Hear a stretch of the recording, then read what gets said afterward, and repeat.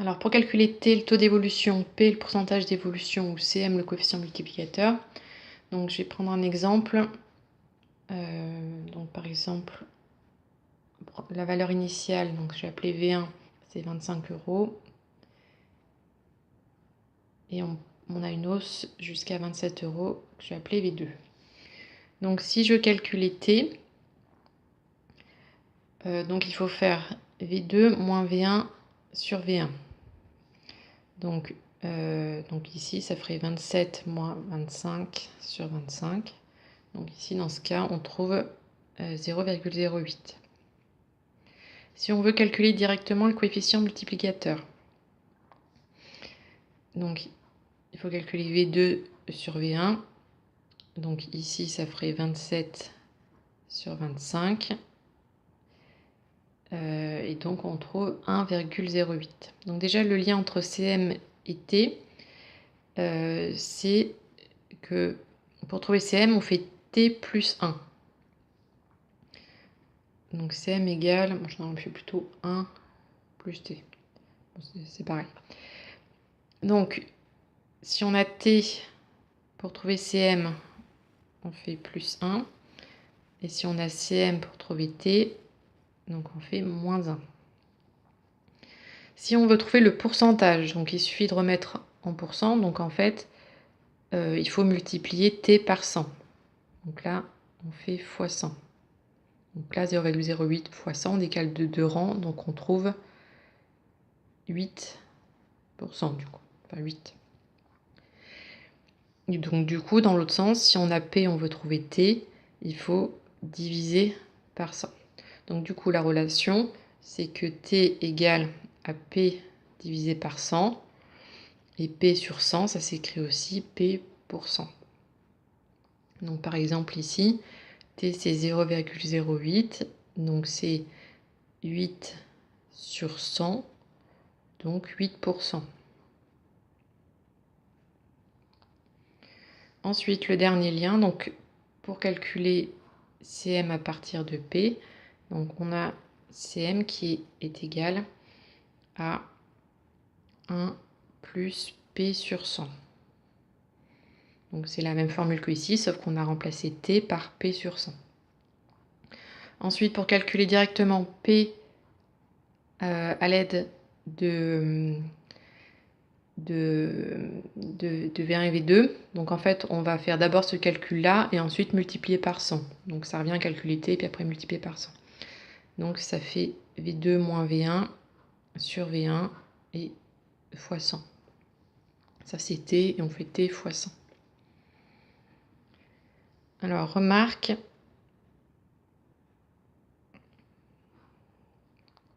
donc si on a une hausse, donc on aura forcément, là par exemple c'est une hausse, on a forcément V2 qui est plus grand que V1. On a forcément T qui est positif et P aussi qui est positif. Donc là par exemple T c'est 0,08 et P c'est 8%, donc c'est positif. Et on a CM qui est plus grand que 1. Là CM c'est 1,08, c'est bien plus grand que 1. Par contre si on a une baisse, on a au contraire donc V2 qui est plus petit que V1, puisque là on obtient un nombre plus petit puisqu'on a une baisse. T il est négatif. Donc, par exemple, si on a une baisse de 8%, on aura moins 0,08. Et P aussi est négatif, donc P ce sera moins 8%.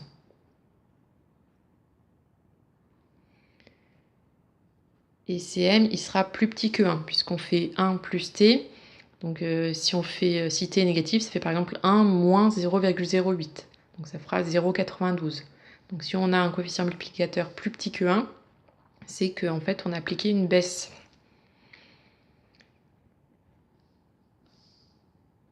Ensuite, si on veut calculer V1 ou V2,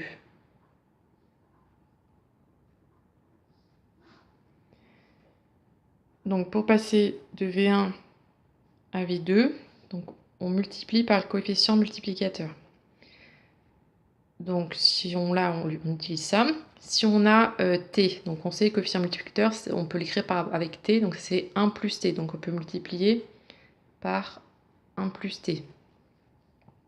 Et on peut aussi multiplier par 1 plus p sur 100. Quoi qu'il arrive, ces trois expressions donnent le même nombre. Donc je vais utiliser le coefficient multiplicateur, c'est le plus simple. Donc si je veux calculer V2, si c'est V2 l'inconnu, il faut faire V1 fois CM. Donc par exemple, dans l'exemple que j'avais pris là, donc V1 c'était 25 fois 1,08 et on trouve V2 qui est 27. Si on veut calculer, si la question c'est de trouver V1, donc là, si je veux isoler V1, comme c'est fois CM, ça je le passe en dessous, je divise par CM. Donc V2 sur CM, comme une équation normale. Donc comme ça, je vais isoler V1. Et donc, si je cherche V1 à partir de V2, donc par exemple là, ça fait 27, V2 c'est 27, sur 1,08, et donc je retrouve V1 qui est 25.